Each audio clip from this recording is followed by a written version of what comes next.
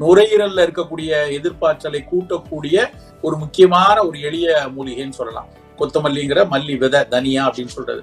சுக்கு மல்லி காஃபின்னு சொல்லுவோம். சுக்கும் கொத்தமல்லியும் நீங்க ஈக்குவல் குவான்டிட்டி எடுத்து பவுடர் பண்ணி வச்சுட்டு டீ போடுற மாதிரி ஒரு ஸ்பூன் போட்டு நல்லா ஒரு டம்ளர் வெந்நீர்ல டீ போடுற மாதிரி போட்டு கொதிக்க வச்சு வடிகட்டி எடுத்துட்டு அதுல இனிப்புக்கு பதிலாக கொஞ்சம் போல கருப்பட்டி, பனங்கருப்பட்டி போட்டுக்கணும்.